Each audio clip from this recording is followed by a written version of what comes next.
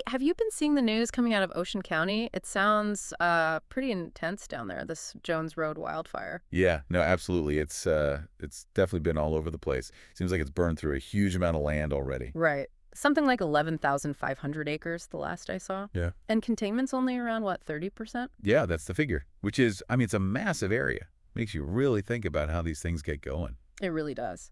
And the immediate effect, on the people living there, pretty significant. Those overnight evacuations we saw. Uh-huh.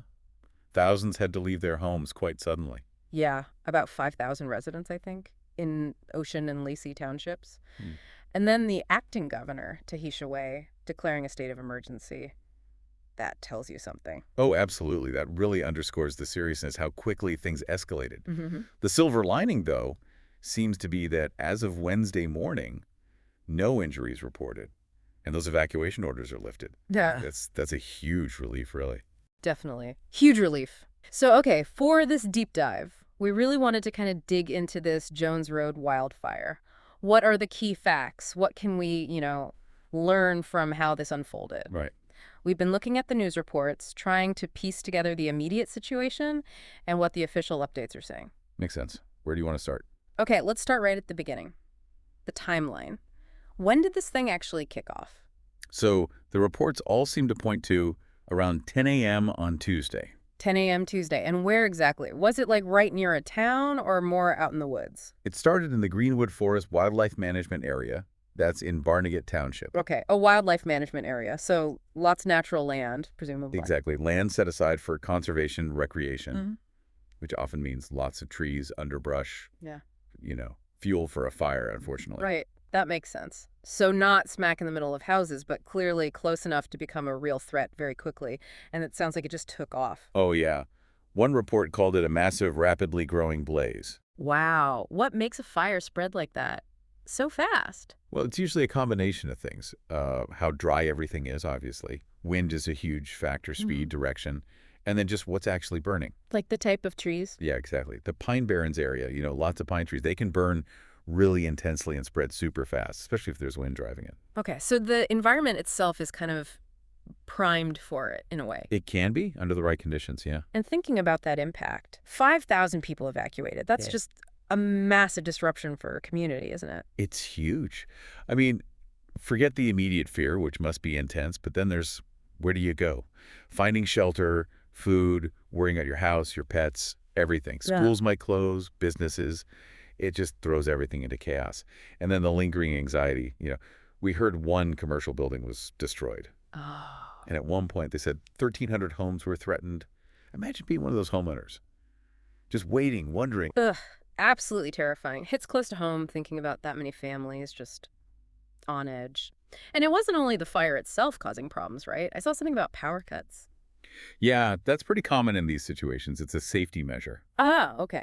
Power companies like Jersey Central Power and Light here, they'll cut power to areas near the fire to prevent downed lines from sparking, new fires or making things worse. Makes sense. But yeah, about 25,000 homes and businesses lost power. Mm-hmm.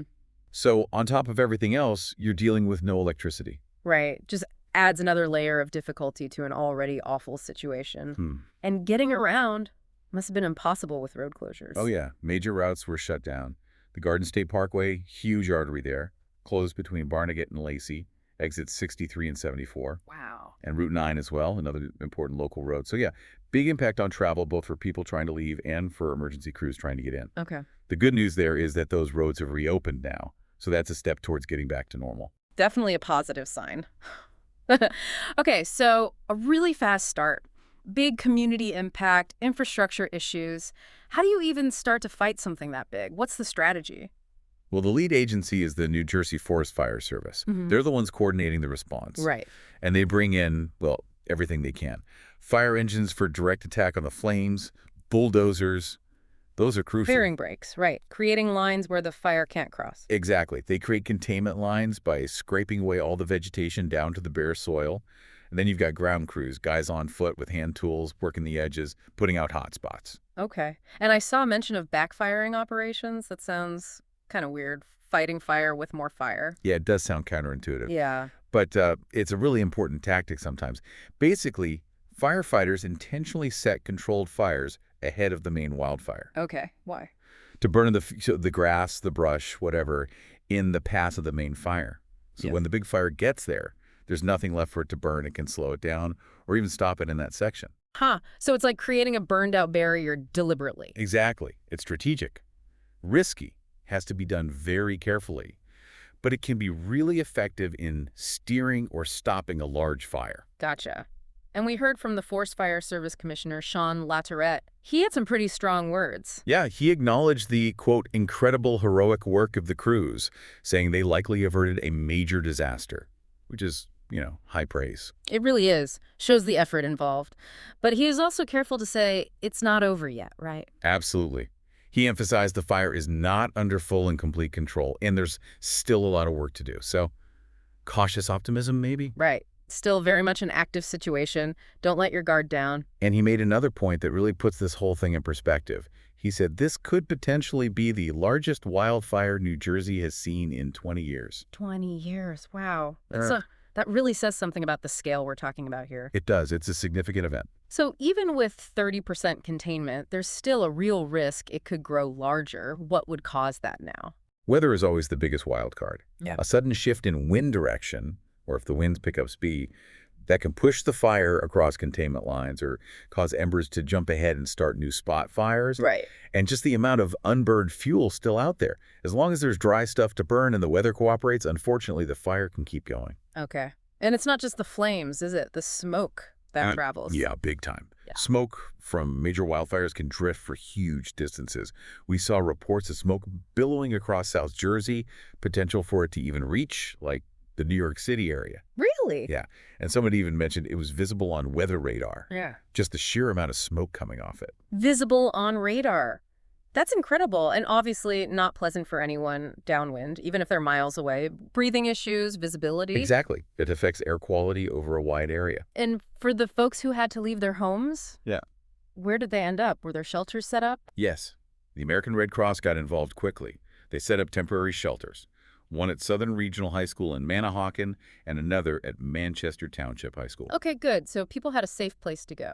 Yeah, providing essentials somewhere to sleep, food, water, basic support while things were uncertain. Really vital work they do. Absolutely crucial. We also saw a quote from a resident, Andrew Fellon, that kind of brought it home, what it was like on the ground. Yeah, that was powerful. He talked about, lots of smoke in the air, being able to smell and taste the smoke and the fire.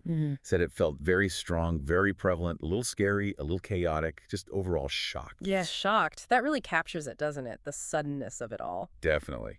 And he described the sequence, police knocking on the door, being told it's a mandatory evacuation now, and then the power going out right after. Wow. Just boom, boom, boom. Must have been incredibly jarring, disorienting. Totally.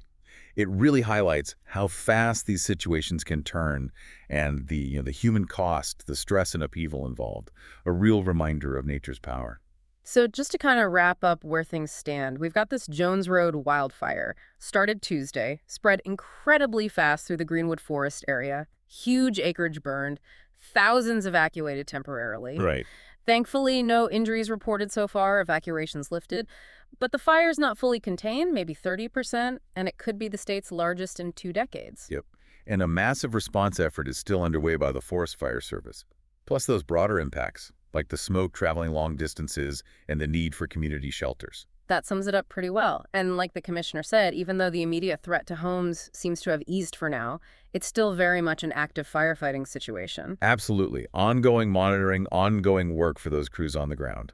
It really makes you think, doesn't it, about these situations where, development pushes up against wild areas, the challenges of preventing these fires, responding when they happen. Yeah, and how communities need to be prepared. And it makes you ponder, what does that state of emergency declaration actually do?